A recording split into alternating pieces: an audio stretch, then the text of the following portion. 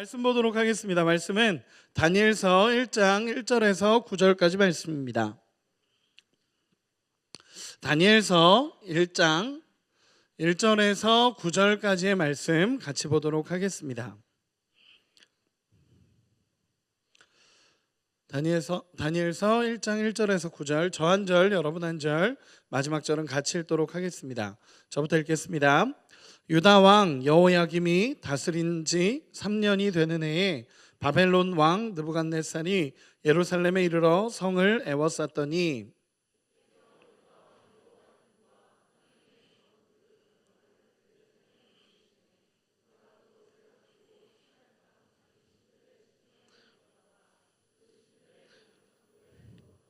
왕이 환관장 아스부나스에게 말하여 이스라엘 자손 중에서 왕족과 귀족 몇 사람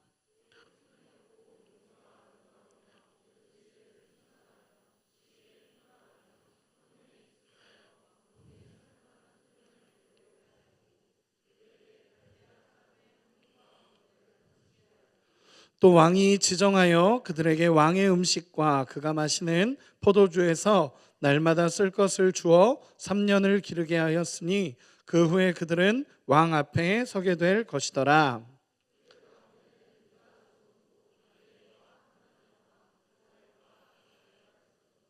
환관장이 그들의 이름을 고쳐 다니엘은 벨드사살이라 하고 하나냐는 사드락이라 하고 미사엘은 메삭이라 하고 아사랴는 아벳느고라 하였더라.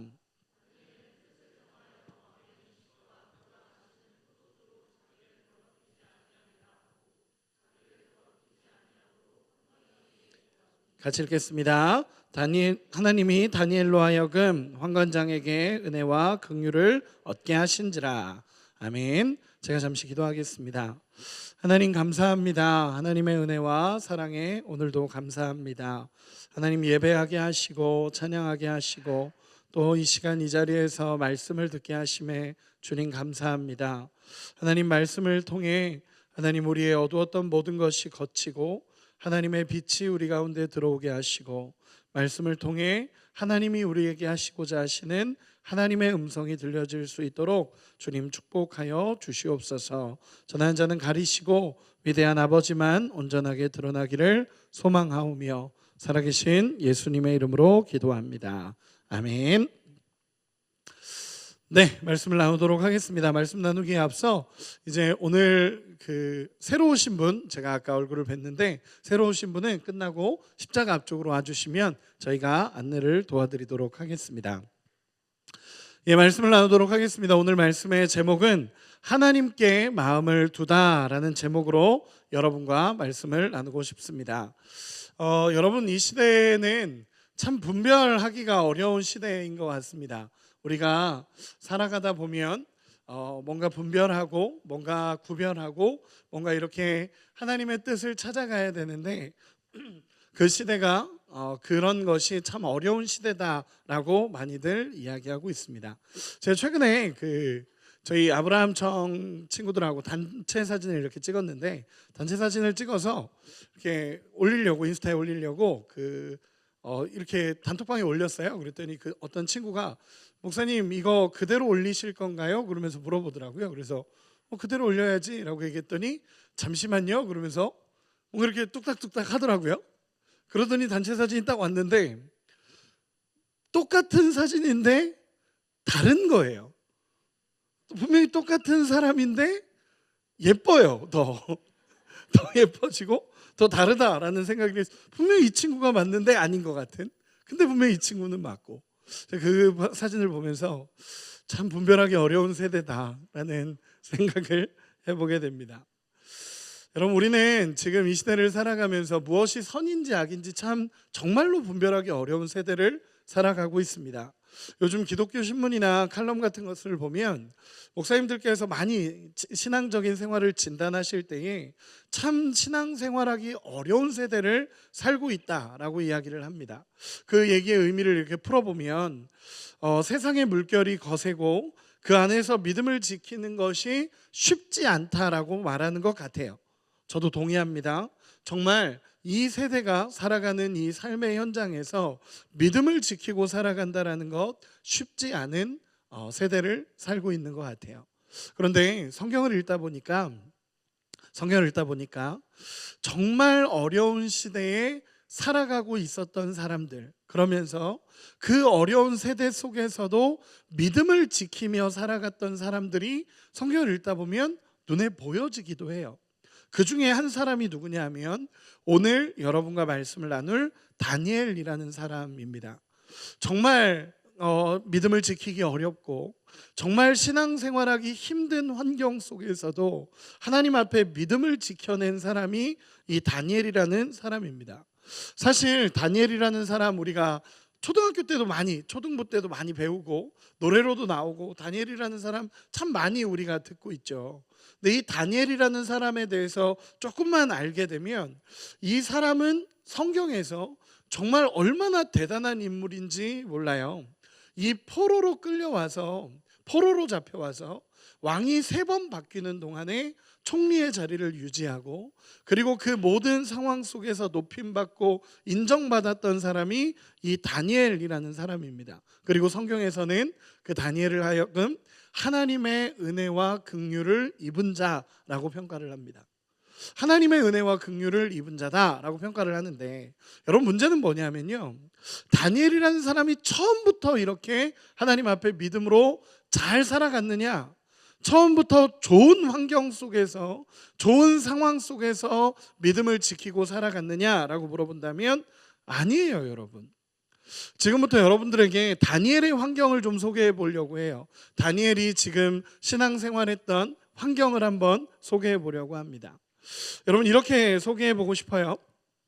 이스라엘이라는 나라는요, 다윗 왕조 그리고 다윗 왕 솔로몬 왕까지 이어진 다음에 나라가 2개로 나눠집니다. 북이스라엘과 남유다로 나눠지는데, 북이스라엘이라는 나라는 아수르에 의해서 멸망당하고 남유다라는 나라는 바벨론에 의해서 차례차례 무너지기 시작해요. 약 4차례에 걸쳐서 이 바벨론이라는 나라를 통해 남유다가 무너졌다라고 얘기합니다. 그 중에 첫 번째 바벨론이 남유다를 침공하게 되고 그 나라를 무너뜨리고 나서 어떤 일이 벌어지냐면, 그 남유다라는 나라에 정말 한 10대 정도 되는 것 같아요. 10대에 정말 학문적으로도 뛰어나고 외적으로도 뛰어나고 왕족과 귀족의 사람들을 잡아오기 시작해요. 그리고 나서 바벨론화시키는 장면이 나타납니다. 우리 3절 4절 한 번만 읽어볼까요? 같이 한번 읽어볼게요. 성경을 찾아주세요. 3절 4절 같이 한번 읽어보도록 하겠습니다. 시작.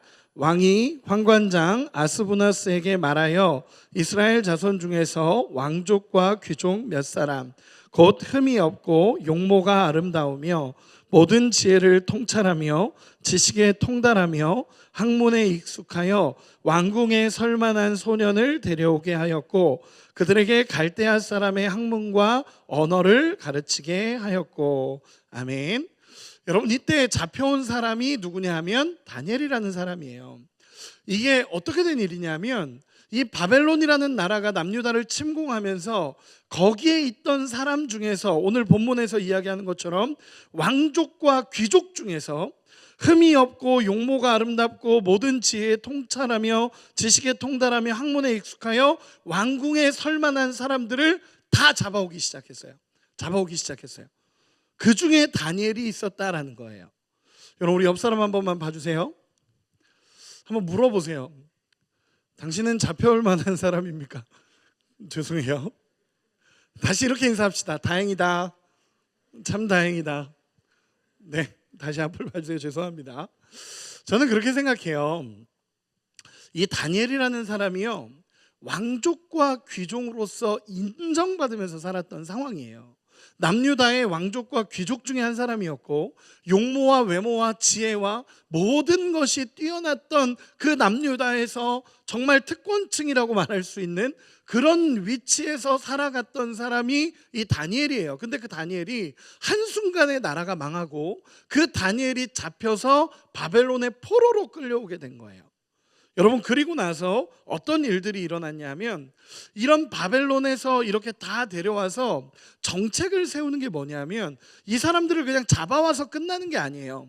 잡아와서 어떤 일을 시키냐면 그 바벨론화 시킨다라고 얘기하죠. 바벨론화 시켜요. 이 사람들을 3년 동안 가르칩니다.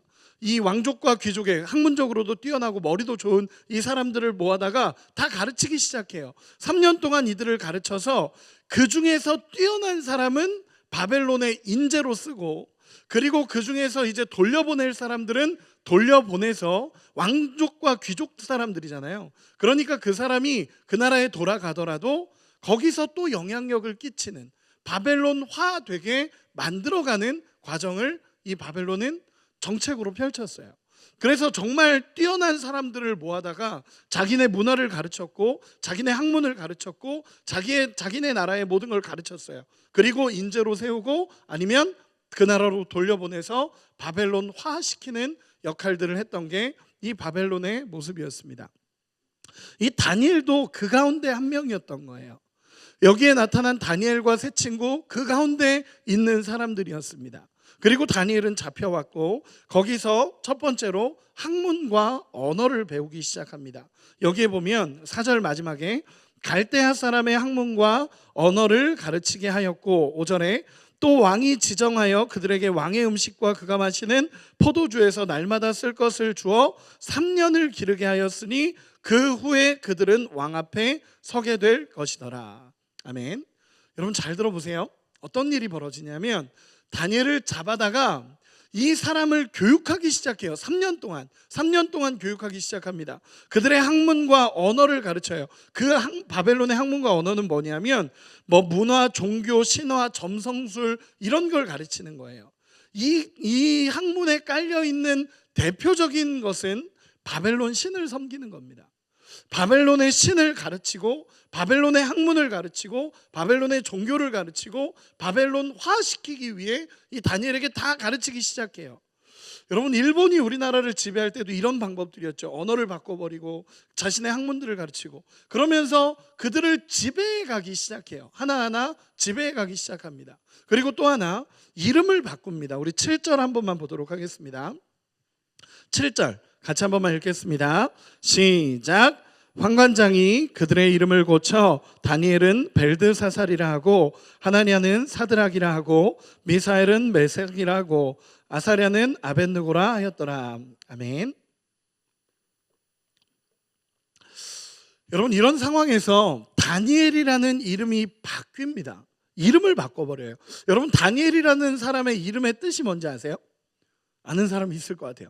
다니엘의 이름의 뜻이 뭘까요?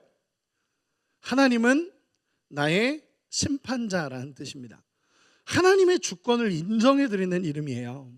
하나님은 나의 심판자입니다 라는 하나님을 향한 고백의 이름입니다.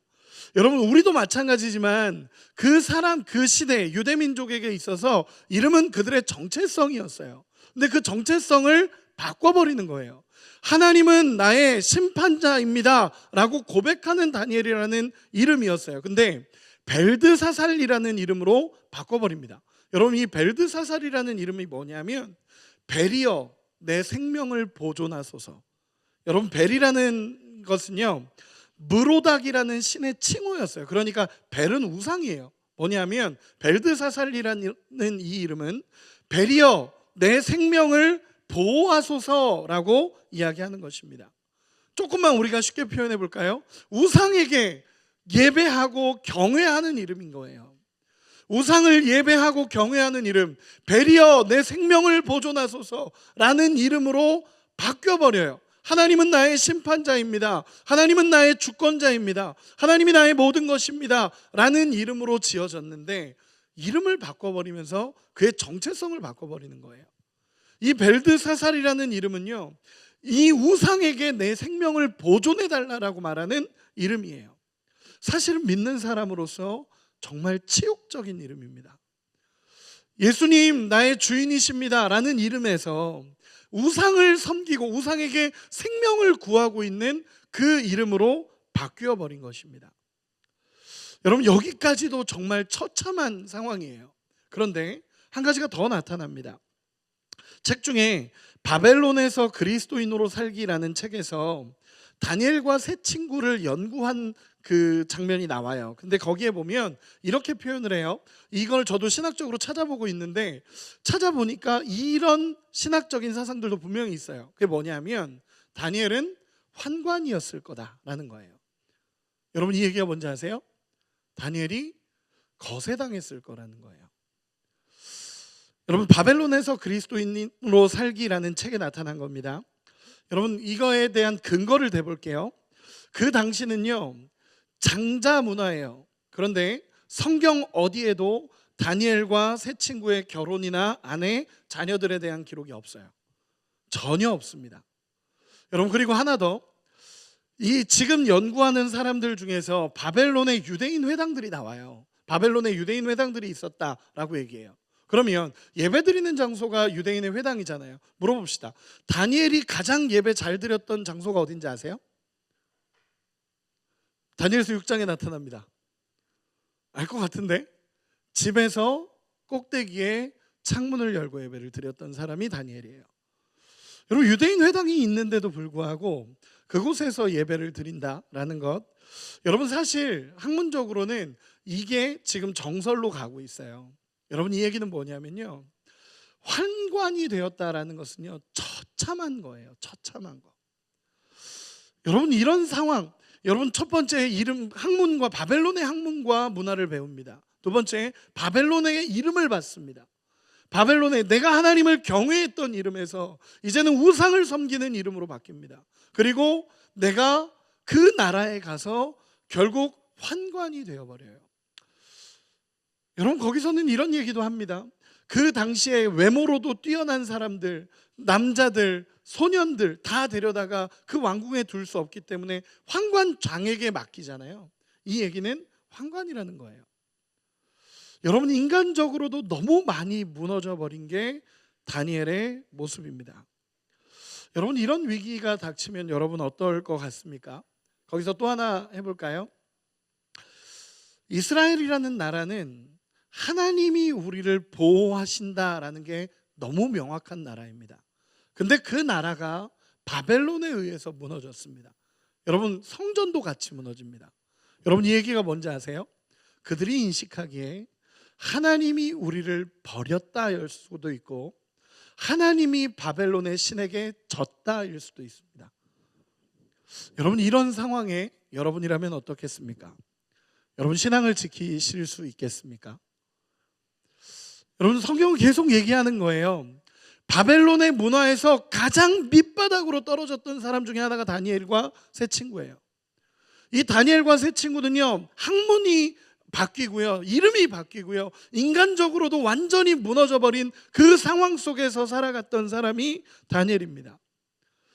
거기다가 나라가 무너졌다라는 건 하나님이 나를 버렸고 하나님이 이 나라를 버리지 않았을까? 아니면 하나님이 바벨론에게 신에게 졌나?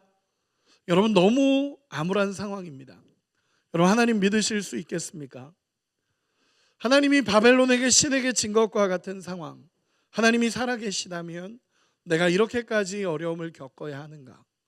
하나님이 과연 살아계시다면 나는 왜 이런 어려움을 겪고 있는가라는 것이 그 다니엘에게, 어쩌면 그 시대를 살아가고 있는 수많은 왕족과 귀족에게 계속적으로 깔리는 믿음의 정서일 수 있다라는 생각을 해보게 됩니다.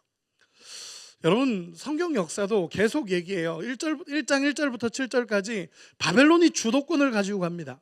바벨론이 주도권을 가지고 하나님의 민족이 이렇게 무너지고 하나님의 민족이 이렇게 무너지고 하나님의 민족이 이렇게 무너져 간다라는 걸 계속적으로 얘기해 옵니다. 그런데 성경에서 딱 한 문장이 등장하고 나서 이 분위기가 반전됩니다.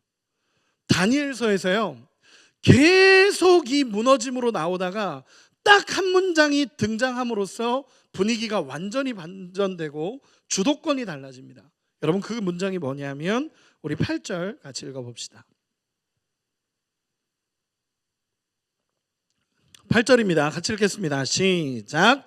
다니엘은 뜻을 정하여 왕의 음식과 그가 마시는 포도주로 자기를 더럽히지 아니하리라 하고 자기를 더럽히지 아니하도록 환관장에게 구하니. 아멘. 9절 처음에 하나님이라고 시작이 됩니다. 여러분 잘 보세요. 다니엘이 이 한 문장을, 다니엘서에 이 한 문장이 딱 등장하면서 모든 분위기가 반전이 돼요. 그게 뭐냐면 다니엘은 뜻을 정했다라고 선언하는 것입니다. 여러분, 다니엘이 뜻을 정했습니다. 어떤 뜻을 정했을까요? 어떤 뜻을 정했나요? 하나님을 신뢰하기로 뜻을 정하는 거예요.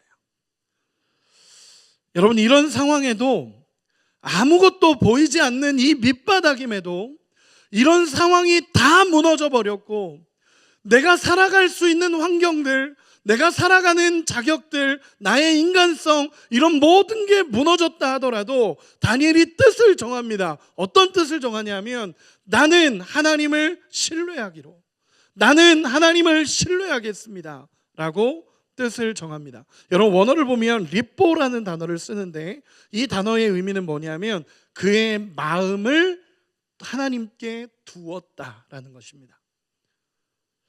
하나님께 마음을 둡니다.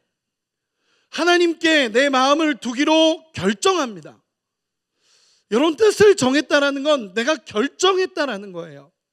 내가 이런 상황이고 노예로 살면서 무너져 있고 바벨론에 살면서 그토록 어려운 상황을 겪고 내가 할 수 없는 상황들 다 겪고 내가 할 수 없는 어려움들 다 겪고 있는데 그럼에도 불구하고 한 가지, 내가 할 수 있었던 한 가지, 내 마음은 하나님께 두겠습니다. 내 마음을 하나님께 두겠습니다 라고 결정합니다. 이게 뜻을 정하여라는 이 표현입니다. 뜻이라는 게 마음이라고 표현이 되면 이렇게도 얘기할 수 있습니다. 상황은 세상 마음대로 할 수 있어요. 상황은 다 그들 마음대로 할 수 있어요. 근데 내 마음은 그들에게 빼앗기지 않겠습니다 라는 결단입니다. 그러면서 이렇게 얘기해요.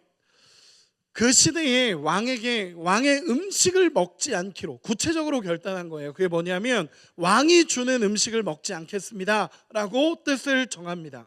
그게 뭐냐면 이 왕의 음식을 안 먹겠다라는 이 결단은 뭐냐면 그 왕에게 가는 음식은 왕이 섬기는 신에게 먼저 음식이 드려집니다. 그리고 그 제사 지낸 음식을 모두가 나눠 먹으면서 그 신이 우리를 통치하십니다 라는 믿음의 고백으로 음식을 먹는 거예요. 근데 다니엘은 하나님께 마음을 두기로 결정하면서 그걸 안 먹겠다라는 거예요. 그걸 안 먹겠다라고 이야기를 합니다. 그걸 안 먹겠다라고 얘기하면서 나는 하나님께 내 마음을 드립니다 라고 결정합니다. 다시 표현해 볼게요. 바벨론에 살고 있지만 바벨론의 뜻대로 살지 않겠다는 거예요. 세상에 살지만 세상의 뜻대로 살지 않겠다는 거예요. 바벨론에 살고 있는 현장이지만 내 마음은 하나님께 두겠다라고 결정하고 살아가는 거예요. 여러분, 저는 그 바벨론에서 그리스도인으로 살아남기라는 책을 이렇게 읽으면서 제가 어떤 생각을 했냐면 이 시대 역시 똑같은, 바벨론과 똑같은 세대다라는 생각을 합니다. 여러분, 지금 이 시대를 포스트 모더니즘 시대라고 얘기를 하죠. 포스트 모더니즘의 가장 큰 특징은 절대 진리가 사라지고 상대 진리가 올라온다는 거예요. 이 얘기는 뭐냐면 하나님의 절대 진리가 사라지고 너도 옳고 나도 옳고 얘도 옳고 쟤도 옳다는 거예요. 모두가 옳다라는 거예요. 다 괜찮다는 거예요. 이것도 괜찮고 저것도 괜찮고 저렇게 살아도 되고 이렇게 살아도 된다는 거예요. 하나님의 기준이 아니라, 하나님이 옳다라고 말하는 게 아니라 이것도 옳고 저것도 옳다라는 거예요. 문화라고 말하면 되고 세상이 그렇다라고 말하면 순응하면서 살아가는 게 우리의 모습이 아닙니까? 물질이 신이 되고 사람이 우상이 되고 하나님을 이용하는 세대를 살아가고 있습니다. 그런데 저는 확신하는 것은요, 그럼에도 불구하고 이 땅에 살지만 하나님께 마음을 두고 살아가는 사람이 있다는 거예요. 저는 청년들을 많이 만납니다. 청년들을 많이 만나고 이번 주간에도 꽤 많은 청년들을 만났습니다. 그리고 같이 이야기를 나누는데 저는 참 감격스러울 때가 있어요. 그게 뭐냐면 상황은 안 되고 환경은 안 되는데 목사님 기도하겠습니다 라고 말하는 청년들이 있어요. 너무 힘든 거 알거든요. 그 친구들이 사실 저랑 상담하면서 우는 친구들도 되게 많아요. 얼마나 힘들면 저를 찾아왔겠어요. 근데 그렇게 울면서 이야기하는 결론이 뭐냐면, 목사님 그래도 기도하겠습니다. 하나님 뜻대로 살겠습니다. 그때 참 마음이 울컥해요. 그리고 기도할 수밖에 없는 상황들입니다. 이건 아니지라고 선을 긋는 거예요. 아무리 세상이 그렇게 얘기해도 이건 아니지. 아무리 문화가 그렇다 그래도 이건 아니지. 신앙의 마지노선을 긋는 거예요. 내가 수용할 수 있는 범위가 있고 절대로 수용할 수 없는 범위가 있는 거예요. 내가 이걸 수용할 수도 있지만 하나님이 보시기에 악하다면 내가 수용하지 않겠다라고 결단하는 사람들이 있어요. 여러분 주변에 있어요. 제가 만나는 청년들이 있어요. 그 청년들이 세상이 아무리 그래도 신앙의 마지노선을 긋는, 나는 여기까지는 수용할 수 있지만 이 이상은 안 됩니다. 하나님이 기뻐하시지 않습니다 라고 선을 긋는 친구들이 있습니다. 저도 하나님의 마음을 참 아프게 했던 시간들이 많습니다. 제가 목회자로 살고 있지만 저 역시도 하나님의 마음을 참 아프게 했던 시간들이 많습니다. 그 시간을 지나면서 제 나름대로의 하나님 앞에서의 고백은, 하나님 제가 하나님의 주권을 인정해 드리겠습니다 라는 고백을 지금도 하고 있습니다. 우리 옆 사람 한 번만 쳐다봐 주세요. 그리고 한 번만 격려해 주세요. 하나님이 다 아신다. 신앙의 마지노선을 긋자. 여러분 놀라운 건요, 그 신앙의 선을 긋고 바벨론에 살지만 내 마음은 하나님께 두겠다라고 결단한 그 사람에게 하나님의 역사가 일어나기 시작해요. 9절 한 번만 읽어봅시다. 우리 9절, 8절 9절 다 같이 한 번만 읽어봅시다. 8절부터 9절까지 읽어봅시다. 시작. 다니엘은 뜻을 정하여 왕의 음식과 그가 마시는 포도주로 자기를 더럽히지 아니하리라 하고 자기를 더럽히지 아니하도록 환관장에게 구하니 하나님이 다니엘로 하여금 환관장에게 은혜와 긍휼을 얻게 하신지라. 아멘. 여러분 잘 보세요. 1장 9절에 다니엘이 뜻을 정하니까 9절에 바로 어떤 일이 벌어지냐면 하나님이 라고 시작이 돼요. 하나님이 다니엘로 하여금 환관장에게 은혜와 긍휼을 얻게 하신지라. 하나님이 개입하시기 시작하고 환관장에게 하나님의 개입이 시작이 돼요. 그러면서 환관장으로부터 은혜와 긍휼을 얻기 시작합니다. 여기서 은혜라는 단어는요, 우리가 그 유명한 헤세드라는 단어입니다. 헤세드, 하나님의 위로와 절대적인 사랑을 얘기해요. 하나님이 다니엘의 기도를 들으시고 다니엘의 결단을 들으시고 마음을 하나님 앞에 두겠다라는 그 결단을 들으시고 하나님의 자비하심, 하나님의 신실하심이 그 환관장에게 들어가기 시작합니다. 그리고 긍휼이라는 단어는 환관장이 다니엘을 보는데 긍휼함이 여겨지기 시작하는 거예요. 다니엘이 불쌍해 보이기 시작하고 긍휼하게 보여지기 시작하는 거예요. 그래서 다니엘을 보는데 이 다니엘의 말을 들어주고 싶은 거예요. 다니엘의 말을 들어주고 싶고, 다니엘은 그 음식을 안 먹고 채식을 하겠다 그러면서 내가 이렇게 하겠다라고 얘기하는데, 여러분 이게 채식과 육식의 문제가 아닙니다. 이 문제는 아니에요. 어쨌든 내가 마음에 결단을 하고 이렇게 하겠다 그러니까 환관장의 마음이 울려 퍼지는 거예요. 이 사람은요, 환관장 입장에선 이득이 될 게 하나도 없어요. 오히려 다니엘 도와줬다가 이 느부갓네살 왕에게 걸리면 죽어요. 여러분, 느부갓네살 왕이라는 사람은요, 이 역사적인 기록에 의하면 밥을 먹고 내 입맛에 안 맞는다고 이 사람을 죽이는 사람이에요.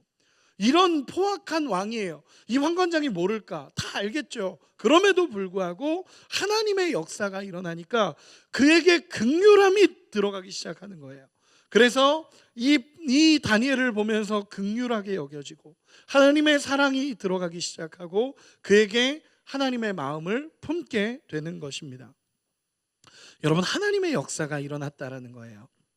여러분, 저는 우리 청년들에게 이렇게 확신 있게 얘기할 수 있습니다. 여러분, 하나님께 마음을 둘 때 하나님의 역사는 일어납니다.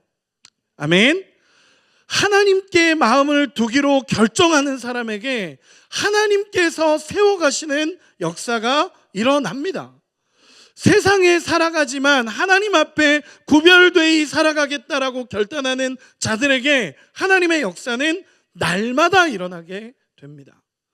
여러분, 그 은혜를 경험할 수 있는 우리가 되기를 소망합니다. 아멘. 오늘 이번 수련회가 이제 얼마 앞으로 다가왔습니다. 이번 수련회가 얼마 앞으로 다가왔습니다. 생명이 빛이다라는 주제로 준비하고 있죠. 생명이 빛이다라는 주제로 준비하고 있습니다. 여러분, 생명이 뭡니까? 생명이 뭡니까? 정의하기 어렵죠. 나는 생명이 있는 것 같기도 하고 아닌 것 같기도 하고. 여러분, 성경적으로 생명이라는 것은요, 모든 것을 살리는 힘이고 회복시키는 은혜입니다. 죽어가던 모든 것이 살아나는 역사가 생명입니다. 우리는 수련회 때 이 생명을 경험하게 될 줄로 믿습니다. 아멘. 저는요, 근데 이렇게 한번 물어보고 싶습니다. 여러분, 생명이 눈에 보입니까? 생명이 보이지 않지 않습니까? 생명을 잡으실 수 있습니까? 아닙니다. 근데 성경에 재밌는 구절이 있습니다. 그게 뭐냐면 이렇게 표현이 되어 있습니다. 요한복음 1장 4절에 그 안에 생명이 있었으니, 그 안에 생명이 있었으니. 여러분, 이게 뭐냐면 그가 누군지 아세요? 예수님이십니다. 예수님 안에 생명이 있다는 거예요.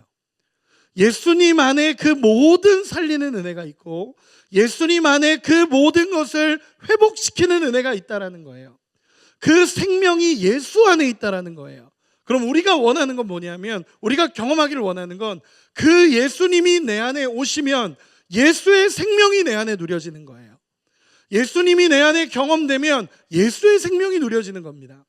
여러분, 요한복음에 보면요, 그런 시대를 살아가요. 예수님을 믿음으로 말미암아 살아가는데 예수님 믿으면 죽어요.